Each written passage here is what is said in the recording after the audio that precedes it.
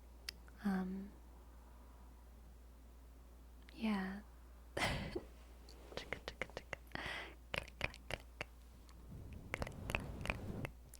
Hey, Adaptal, go to sleep. Go to sleep, go to sleep. Go to sleep, go to sleep, go to sleep, go to sleep.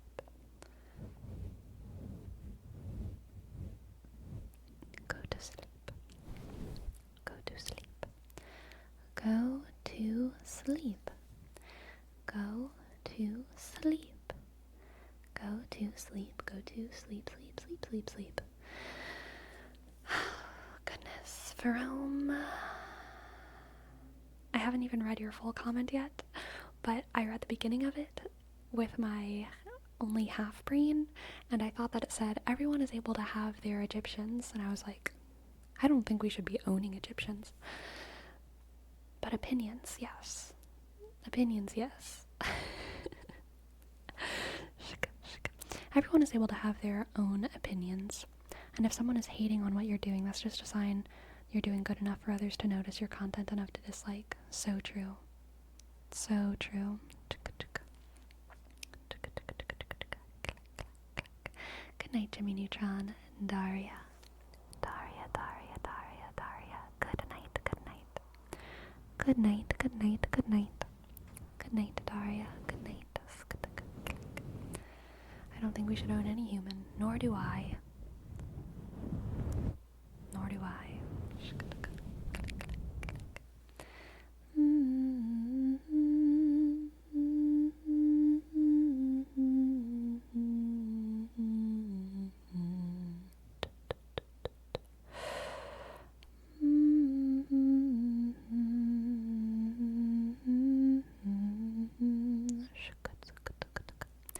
Aw, thank you, Iceberg.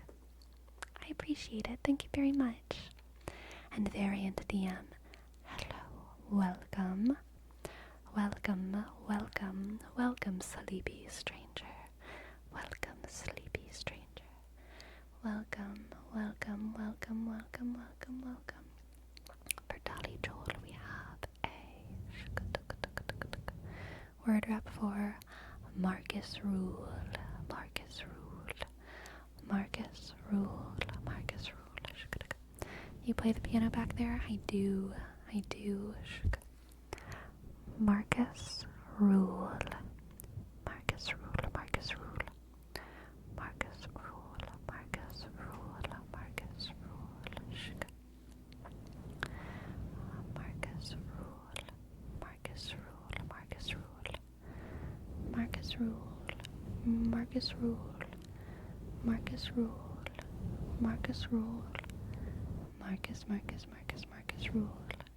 Marcus Rule, Marcus Rule.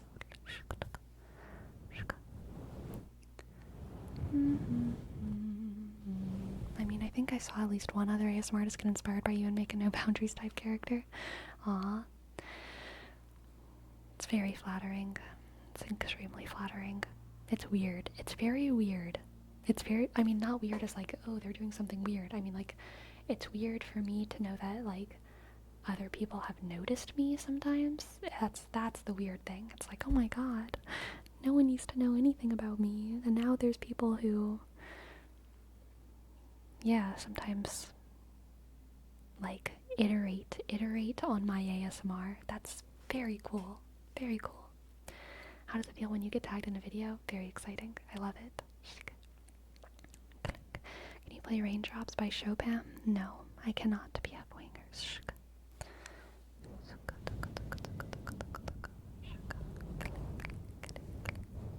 What's your favorite songs to play? I like to play the songs that I write. I don't read sheet music for piano. I can read treble clef, but I can't read bass clef. Mostly just play chords, and I mostly just play the songs that I write.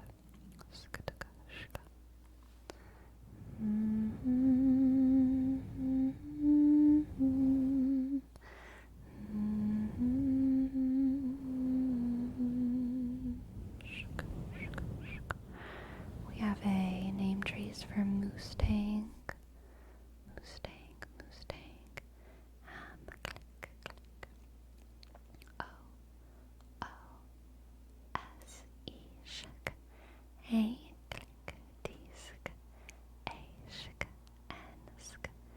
G, shk, C, H, shk. Thank you, Mustang, Mustang, Mustang.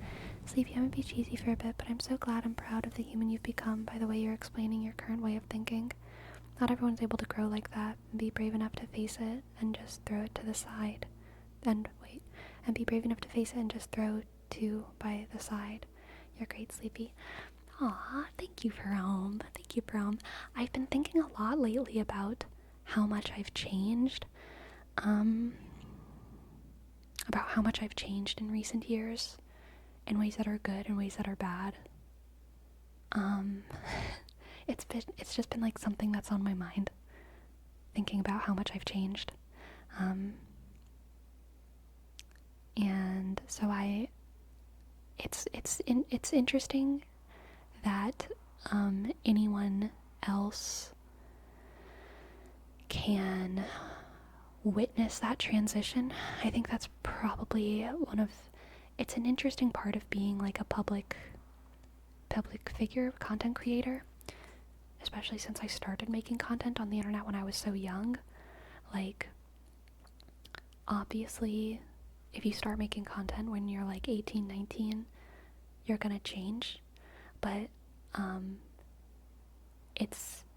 it's interesting that people witness that, and also that, and it doesn't always happen like this, but it's affirming, I guess, for me when other people can correctly identify the same sorts of changes in me that I've correctly identified.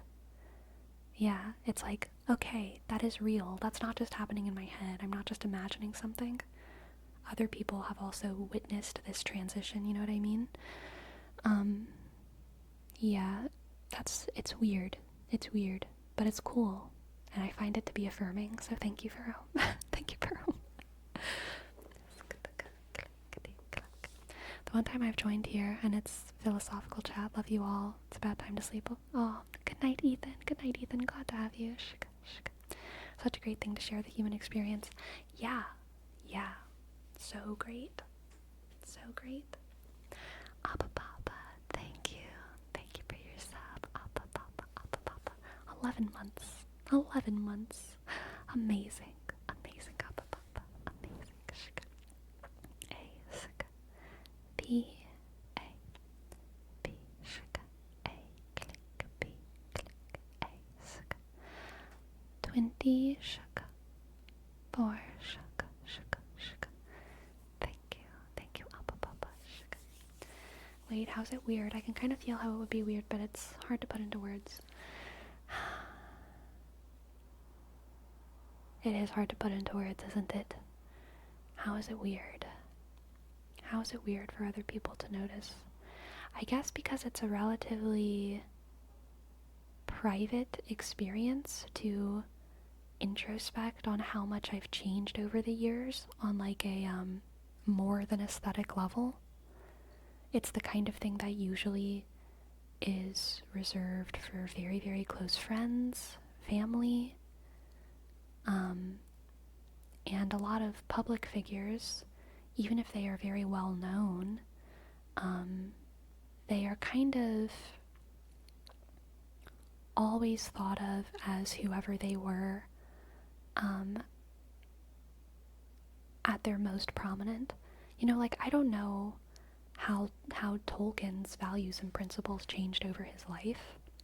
I have no idea. He's kind of a stagnant person in my brain. It's like, he did these things, he said these things, this is who he was. But I'm sure that Tolkien changed his mind about all kinds of things in his life. I'm sure he had a different spiritual relationship with, like, whatever the heck. I'm sure his family dynamics were, like, different throughout his life. I'm sure his opinions on love and beauty and art, like, changed throughout his life. But he's very stagnant to me. And, you know, politicians are kind of stagnant to me. A lot of public figures are kind of stagnant. But then there's some artists who do have a more obvious transition. And, you know, we were talking about Taylor Swift. I feel like she's probably actually a good example. I haven't heard a lot of her songs, but from what I understand from what people, like, say about her, like all of her albums are like her kind of clearly growing up and going through different stages in her life, and it's like everyone's kind of able to witness and share in that like vulnerable experience. And I feel like being a content creator a lot of times is the same. Like, you know, people can look at how I've transitioned over 5, 6, 7 years, pretty formative years, in a way that most people just don't usually get to see that. You know what I mean? Do you feel like public figures are reflections of their audience, or is it the other way around? I think it's both. Absolutely, both at the same time.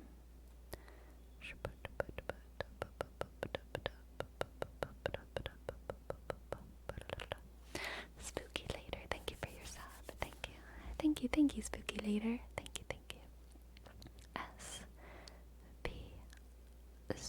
S0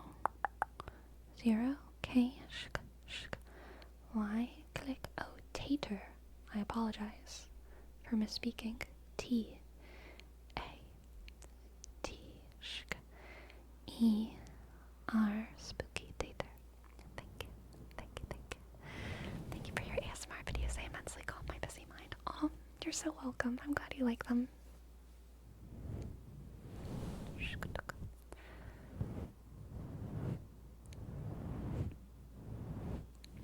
Yeah, because transition is kind of accepting that something was wrong, and that kind of puts us in a vulnerable place. Yeah, I think that's a big part of it too, for sure. Yes, change means accepting that something was wrong, and also saying goodbye to my younger self. I know there are some people in my audience who wish that I was who I was when I was like 18 or 19 still, you know? Like Leonardo DiCaprio. But, I think, yeah, growing with someone means like saying goodbye to the past with them, you know? Saying goodbye to the past with them. Willingly saying goodbye to the good parts of who someone used to be. And accepting them as they get older. Yeah.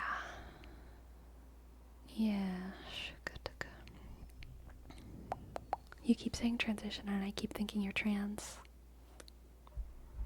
What do you know? Alyssa? What do you know?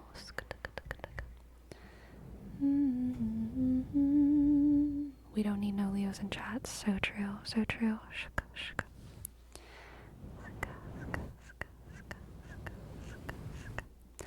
Memories we had passed with them, either IRL or in the fantasies in the movies or shows. Yeah. Exactly.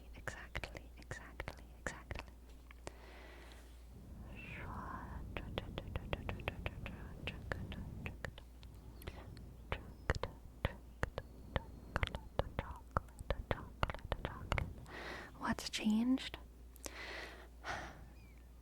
I don't know. I'm resistant towards just like bullet point like listing the ways that I've changed because like I feel like it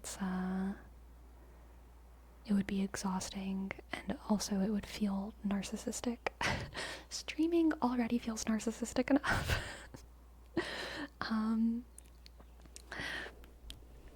But a lot has changed. I feel like I've just, life changes people. We're all growing up.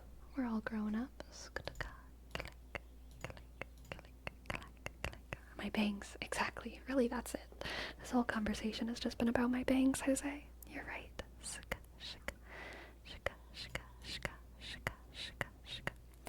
Moose, I can't remember if I did your name, Trace, so I'm just gonna do it again, even if I already have. Moose tank, click. O-O-S-E-A-N-G-C.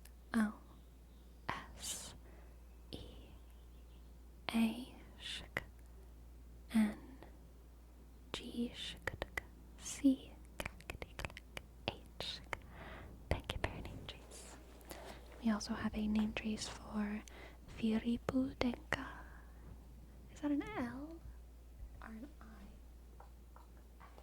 Ep I. Firibu, firibu, firibu. F, shk, shk. I dot. R, I dot. P, click. P, sk. U, shk. D, sk. E, click. Shk. K, shk. A, shk. Firibu, firibu. Thank you, thank you. And the name trace for unthought of user. Yushk and Tishk H-O click Yushk G-H-K Tishk O-F-sk U click S-E-shk R-shk and Ryan X crossing, Ryan S crossing R click Y A N X C R shkataka O S S I dot N G. Thank you, Ryan Crossing. Thank you, Ryan Crossing. Thank you, Ryan Crossing.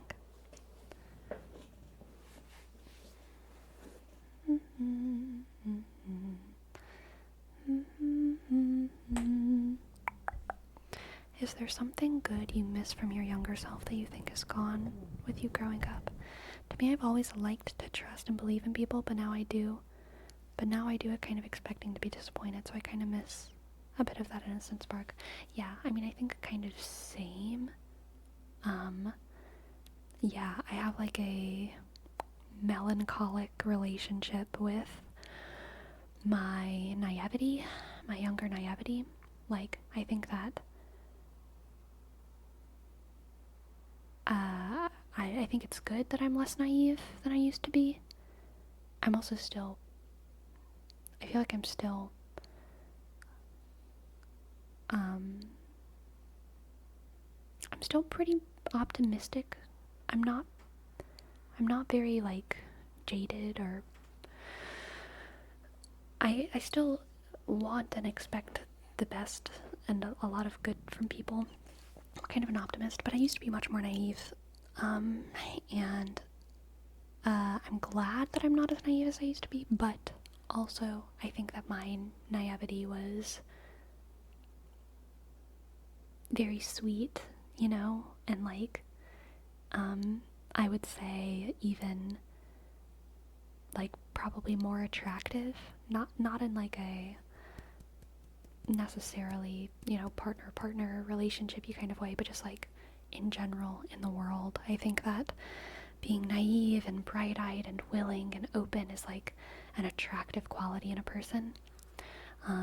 And I've definitely lost a little bit of that charm.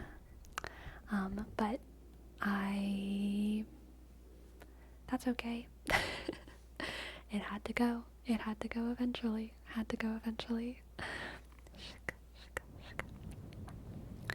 I do still think I'm naive most of the time to my detriment, but at least I do expect it, so I'm prepared for it. Yeah, I feel like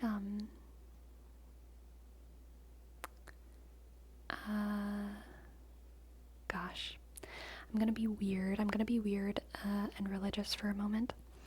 I wish there was a word that describes what you and I are talking about, Farome, because I don't think whenever we're young and we actually don't know, that's naivety.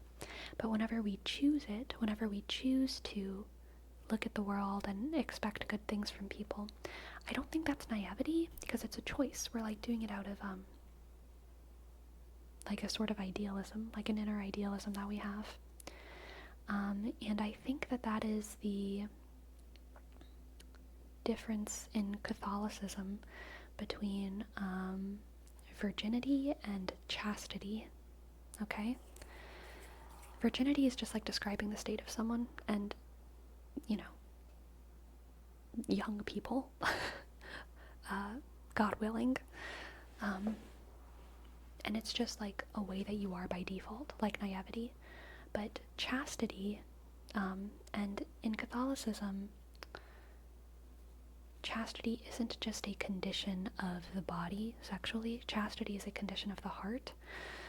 And I wish that more people used chastity in that way, because I feel like it's kind of what we're talking about from something about inherent goodness. No, it's not inherent goodness. It's choosing. It's the difference between just being a virgin and choosing to not engage with anyone sexually. Not because it's not a default thing. It's a choice.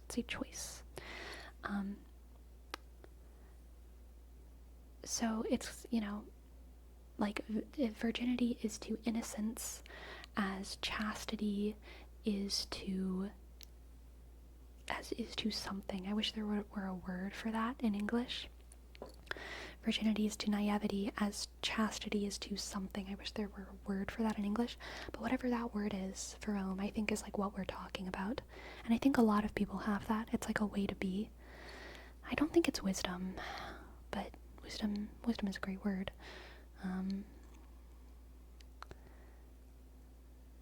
But yeah, I don't know. When I choose to see the good side of things, I'm not being naive. It's strategic and necessary. Exactly. It's how I've learned to survive through everything. This is how I fight. Yes. What a good, beautiful way to say that, Destructicon. You're thinking of pragmatic optimism. I need something with a little bit more pizzazz. Pragmatic optimism? But yes, I mean, I do think that describes it. Yeah, I think that describes it.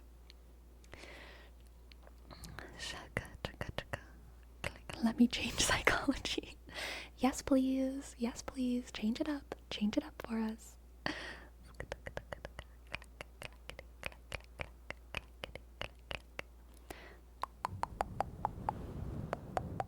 Street smarts. I mean, all of these are definitely virtues. Responsibility, carefulness, honor. I think they're definitely virtues, but I don't feel like they're the perfect word.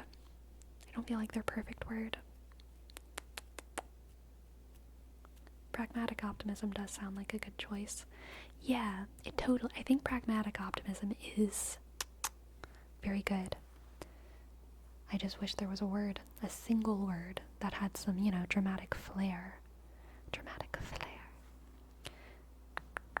I imagine there should be some Latin word for this. Yeah, maybe. How about faithful resilience? I think that's even worse than pragmatic optimism. But it is definitely a virtue. But I like it. I live my way by choosing to be kind, and that's my life, even if the world wants me to bend the knee.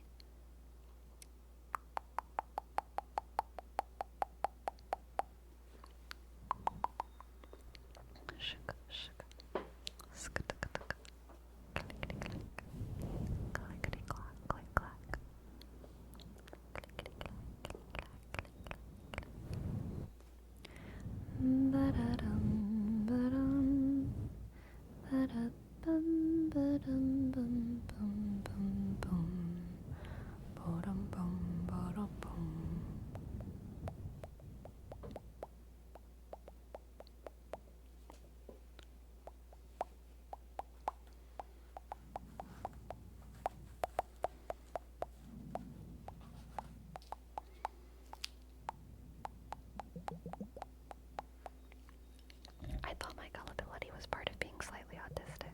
Oh no, and Olivia, it's just your pragmatic optimism.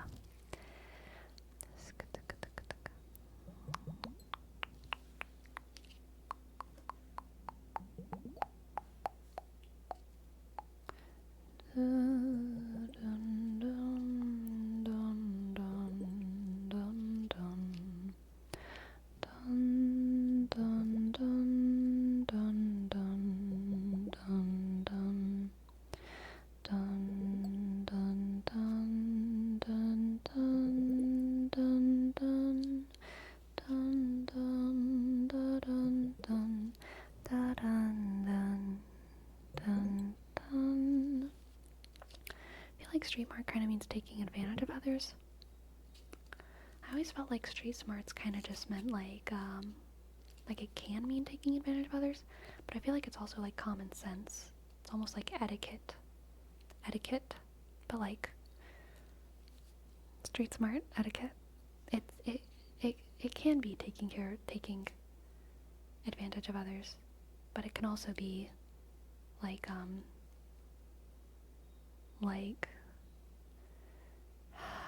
etiquette minus the aristocracy. Shaka, shaka. It's not getting taken advantage of. That's true. That's true. That too.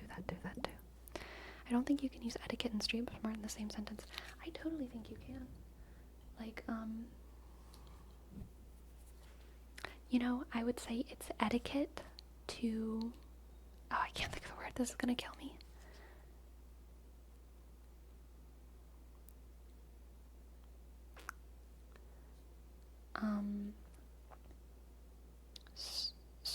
There's etiquette with street smarts. And what I mean by that is that, like, whenever you don't tell on your buddy to the cops or whatever, that's like street smarts, but it's etiquette. You're not being like a narc, you know what I mean? Like, it's etiquette. It's common sense. It's etiquette. But you don't say that. Snitches get stitches. Exactly. But it's also, not letting yourself get taken advantage of, and also sometimes taking advantage of others, but not in a necessarily malicious way, just in a practical way. Guile?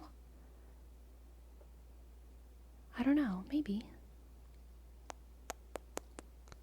See, you need street smarts. That's how you learn from the streets, the do's and don'ts. It's true. It's true. It's true. It's true. It's true. How high is your street smartness? Mine is not very high. I'm an idiot. Yeah.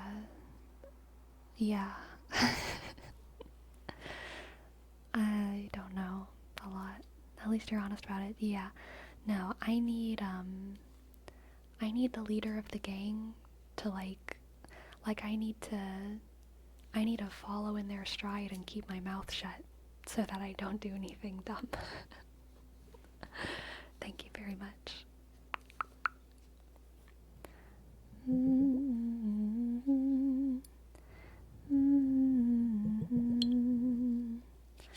Mind reader. Here's your name trace. Sk I dot N sk D click R sk E A sk D click E sk R 8 click 8 click 8 click. And for Dolly Joel, hey, you got this. Hey chat. Hey chat. Hello all of y'all. You got this. You got this. You got this. You got this. You got this. You got this. You got this. You got this. You got this. You got this. You've got this. You're doing great. And you're gonna keep doing great. You're gonna keep doing great. You're gonna keep doing great. You're doing good. You're gonna do so great. It's gonna be wild. You're gonna rock their socks off. You're gonna do great. You're gonna do great. You're gonna do great. You're gonna do great. You're gonna do great. You're gonna do great. You're gonna do great. You're gonna do great. You're gonna do great. You're gonna do great. You're gonna do great. You got this. Uganda. You got this. You got this. You got this. You got this. You got this. You got this. You got this. You got this. You got this.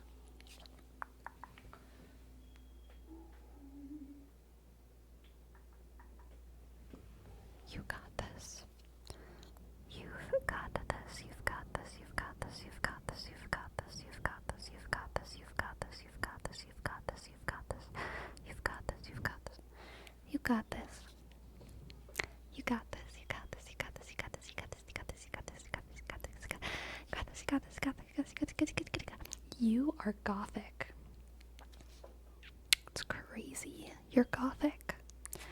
You're gothic. You're gothic.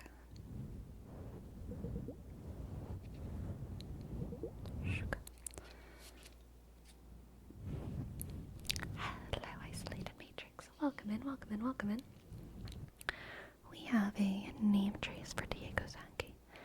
D, click, I, shk, E, G, O, shk, Z, A, sk, C, K, shk, shk, Y, click, click, click, click, Diego Zanke. Hey, focus, focus, focus, focus, focus, focus, focus, focus, focus, focus. Hey, you've got to focus. You've got to focus, focus, focus. Gotta get you head in the game. You gotta get you head in the game. You gotta get you head in the game. You gotta get you head in the game. Get you head in the game. You gotta get you head in the game.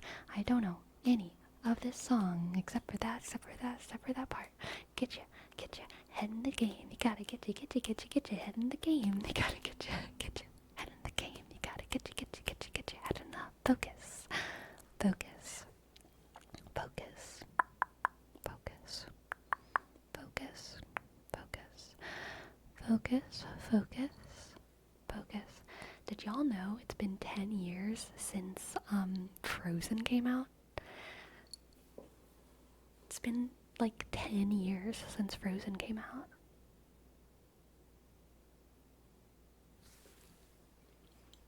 It's wild. How long has it been since High School Musical came out? Like 20? 20 years? 30 years? 50 years?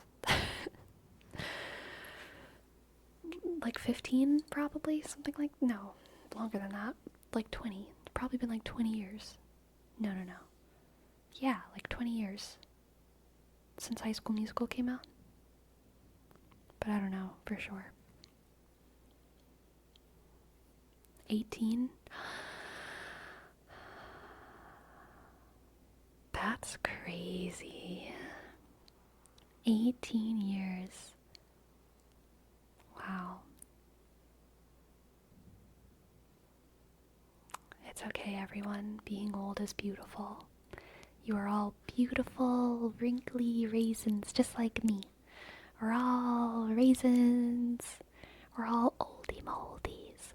Oldie moldies, oldie moldies. And our wrinkles are full of wisdom. Our wrinkles are full of wisdom, wisdom, wisdom, wisdom. Our skin must fold in upon itself to protect our hidden revelations from the harsh sun, from the youth. The youth could not understand what lies betwixt our wrinkles. The youth could never. We're all dinosaurs. Rawr, rawr, rawr, rawr, rawr, rawr, rawr, rawr, rawr, rawr, rawr, rawr, rawr, rawr, rawr, rawr. My skin has more wrinkles than my brain. Ha, good. Good. A sign of health, I say. A sign of wisdom.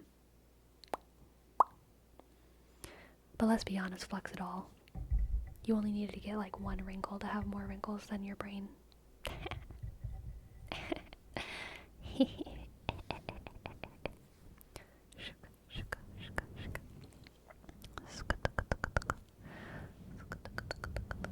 Flex it all grew an eyelid, and they were like, my skin has more wrinkles than my brain. And everyone was like, he spoke. Amazing. Good job. Good job. Good job. Good job. CP, please call me a crone. That is how I wish to be addressed in my old age. Okay. Okay, crone. Okay, crone. We're not getting old, we're just getting wiser.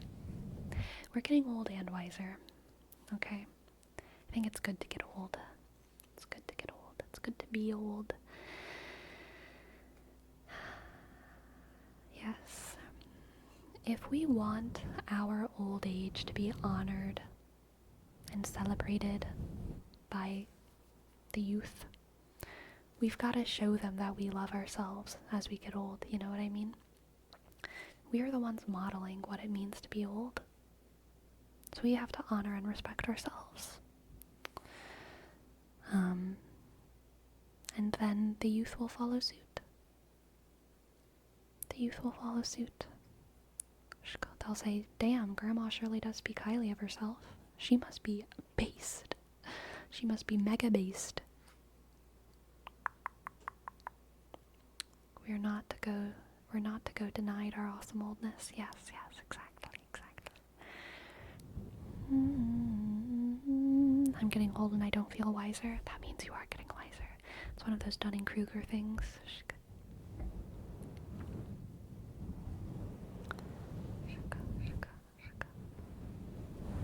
It'll be so based it's cringe. Oh my god, so true. Just like not doing drugs and violence. Dare to resist drugs and violence. So based, so cringe.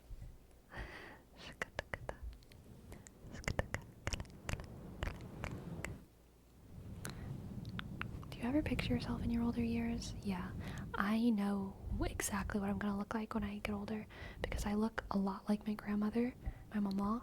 I look so much like her, and I look so much like my dad. So I know exactly what I'm gonna look like. I am like 90% confident in exactly what I'm gonna look like whenever I'm old. What do you imagine yourself doing? What do I imagine myself doing?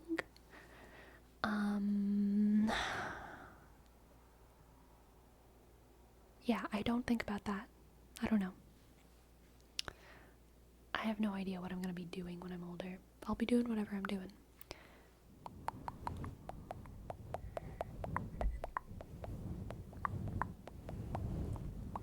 You said, yes, Dolly Joel. It's the Cajun, what we call our grandmother is usually either Mama, which is usually spelled M-A-W, Mama. Sometimes people say Mimi, though, M-E-M-E, Mimi. And I have even heard some Mimas, and some Mommy, but it's different from Mommy. Mommy is what you call your mom, but Mommy is what you might call your grandma. But yes, my family does Mama. The emphasis is on the second one. Mama. Mama. Mama. Mama.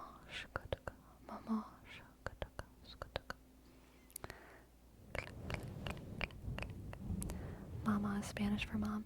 Yeah, people also call their moms mama in English, but it's different. There's mama, and then there's mama. Mama. In Spanish you can say mama or mommy for mom, yeah. Abuela, short for abuela. Nice.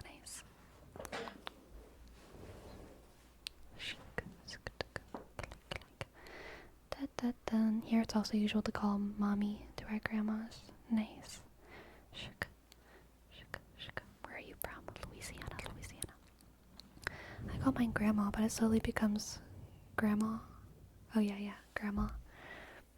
I'm from Cali, so it's probably a regional difference. Yes. I had an aunt.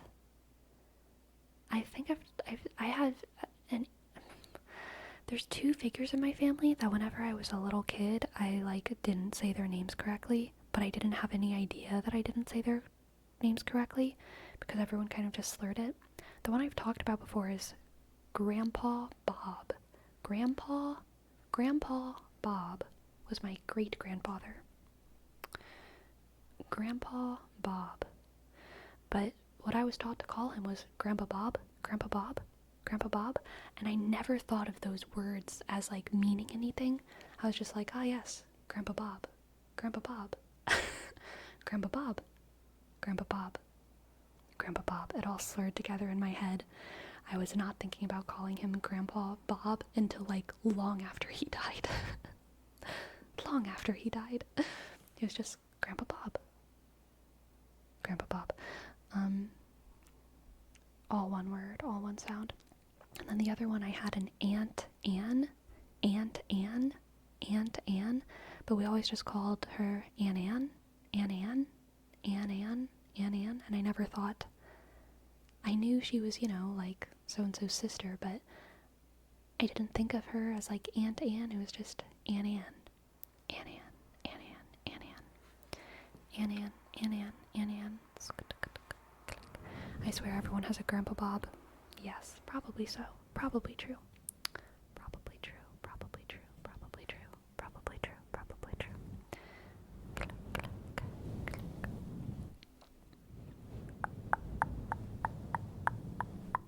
click, click. Also in Chinese, mom, it's mama, and dad is like papa in Spanish, just pronunciation a bit different. Nice.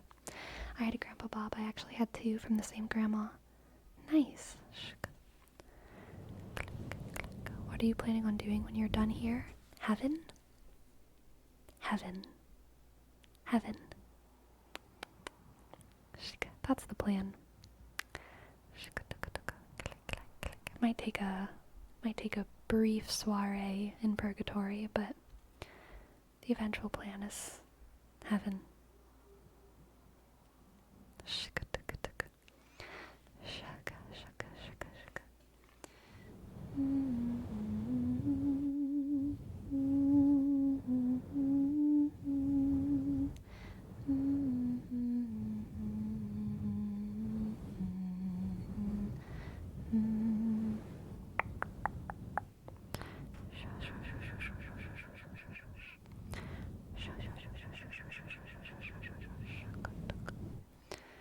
Do you believe in God? Yes. Sleepy, do you a nephew, niece, uncle close to your age? Do I have a nephew, niece, or uncle close to my age? Not a nephew or a niece. Nor an uncle, nor an aunt close to my age. No, I do not. I have the opposite. I have like people who are technically cousins, like, my parents' siblings' children, cousins, but because of their age, we called them like aunt or uncle, because they were so much older. So I have like the opposite of that, but I don't have a nephew, niece, or uncle that is close to my age.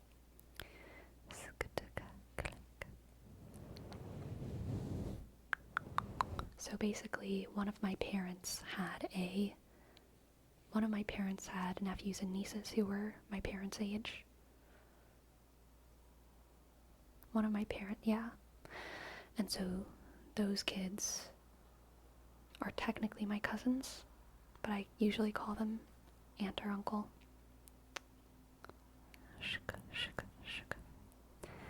Da-da-dun. Da-da-dun. And then, yeah, Dolly Joel, I also have a second cousin who I call uncle, that as well. But I'm talking about first cousins in the first example. But I do have some second cousins who I call uncle. Yeah.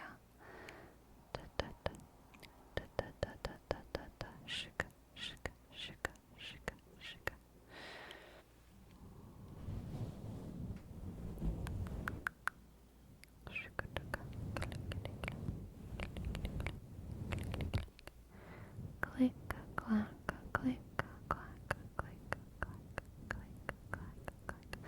To me, I have brothers and sisters that are considerably older than me, so my niece being only 1 to 2 younger than me wasn't too weird, but it was weird having someone close to my age calling me uncle. Yeah, that's how it was for my parents who were like the youngest. They were like, many, many years different from their oldest sibling, so exact same situation.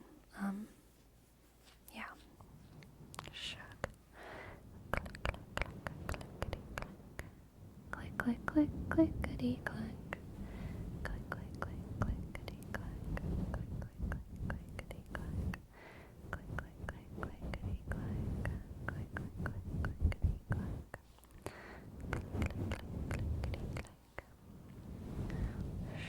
click, click, clickety, click. I don't know how to do that word wrap for you. Smash. smell my cola, so I'm going to refund your points. But I appreciate your contribution.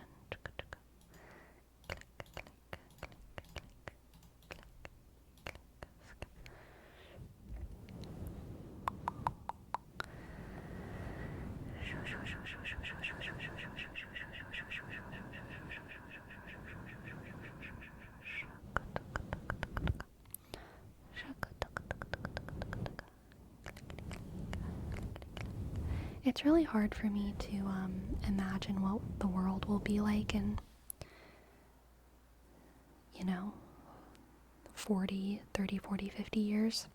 I think that's part of why it's so hard for me to imagine what I'll be doing at that age whenever I'm 60, 70, 80.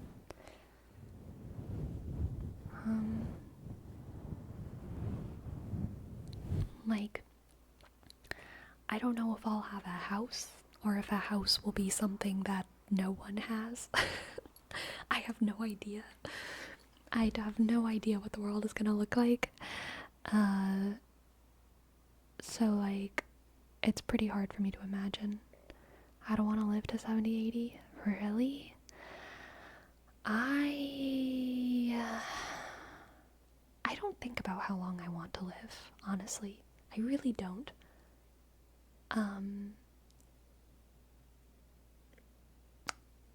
I don't think I want to live or don't want to live to any specific age. I'm gonna die, I guess, is like how I feel. I don't know when. I hope that I die comfortably, but like, I don't know, probably not. Who dies comfortably? I feel like it's kind of a minority. I don't know. How long do you think humanity will last? I don't know.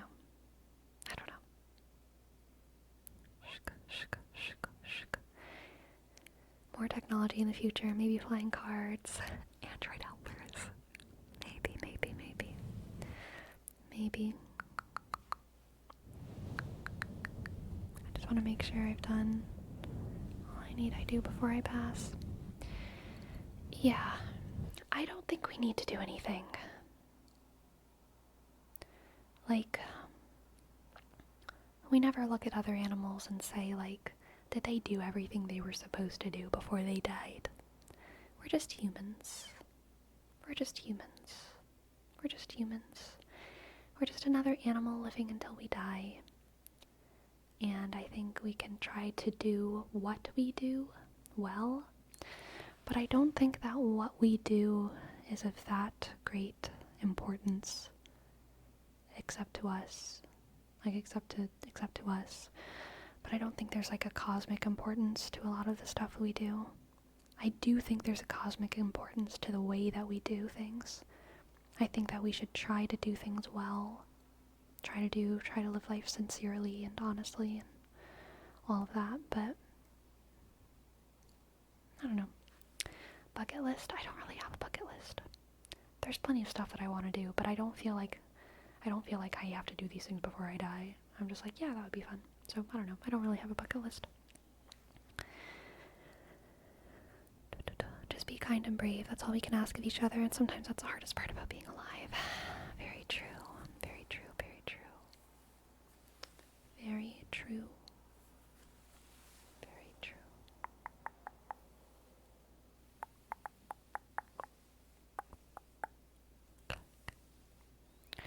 Yes, what are we naming the stream today?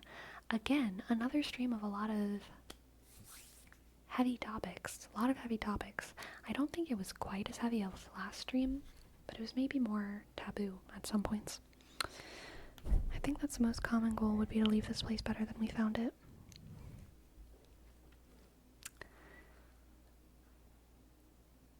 That's an extremely high bar to set for any single human, but admirable. Imaginal worlds, dating, yes.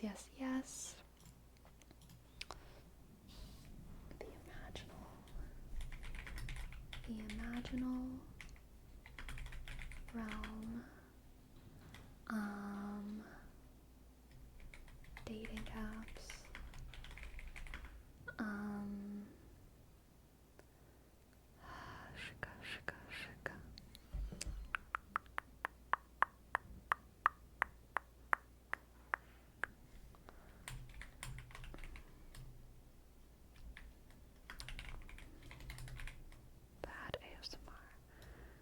How's this?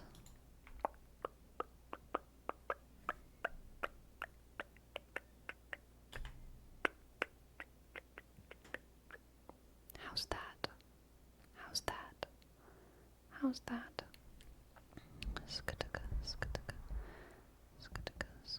I think we have to somehow include the growing up part. Yeah, we can skip the imaginal realm. We didn't talk about it too much. It was kind of just a rant, not as much of a forum. Bad ASMR growing up.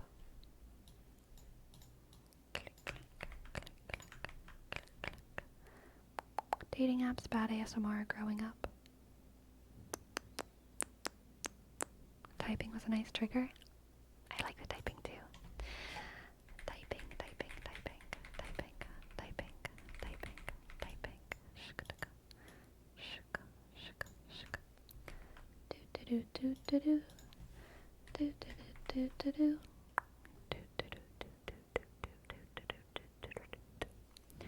Who are we rating?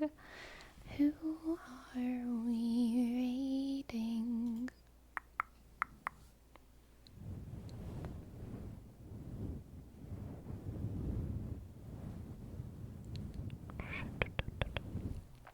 Let's raid.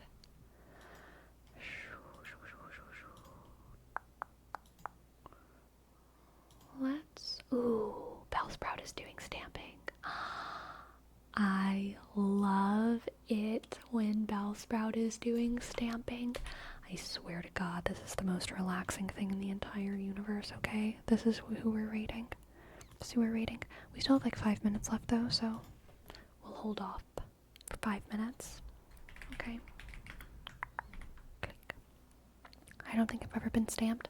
Yes, Bellsprout makes these little wax seals, and it is so very relaxing to watch them do it. It's like a hand cam moment. Super tingly, super relaxing. Super tingly, super relaxing.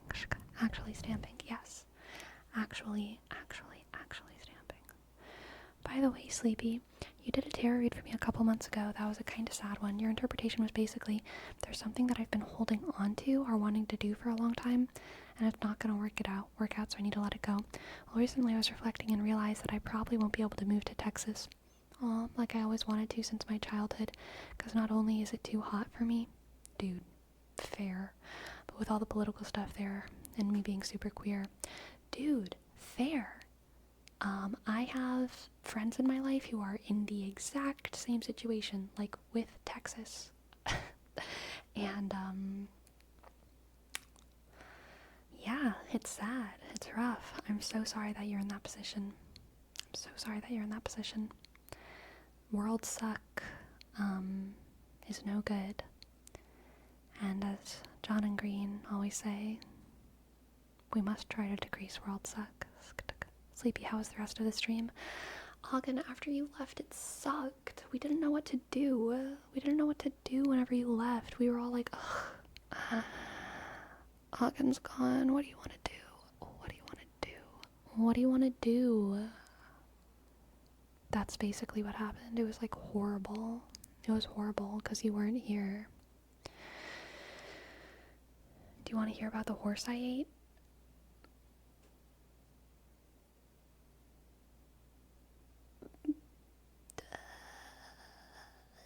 No. I do not want to hear about the horse. I didn't want to hear about the horse.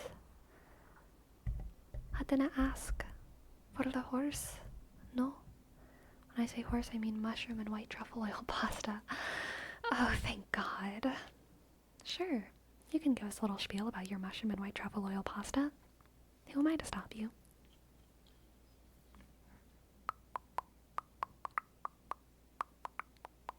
Boop boop boop boop boop boop boop boop boop boop boop.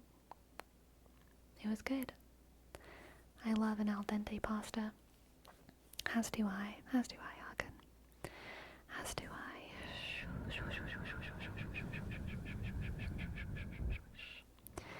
Shush.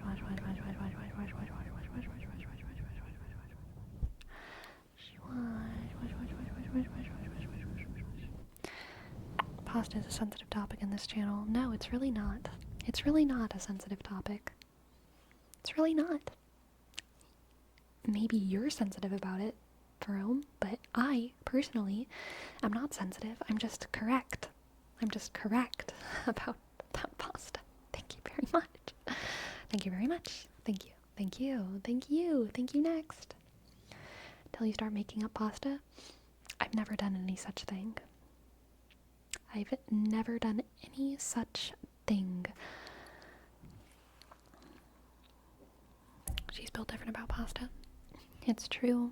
It's true, I am. It's true. It's true. It's true. It's true. Anyway, now we're going to go raid Bella Sprout, and watch them make lovely, beautiful stamps, okay?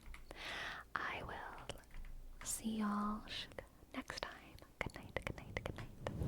Sleepy, sleepy, sleepy. Good night, good night, good night. Sleepy, sleepy, sleepy, sleepy, sleepy. Good night, good night, good night.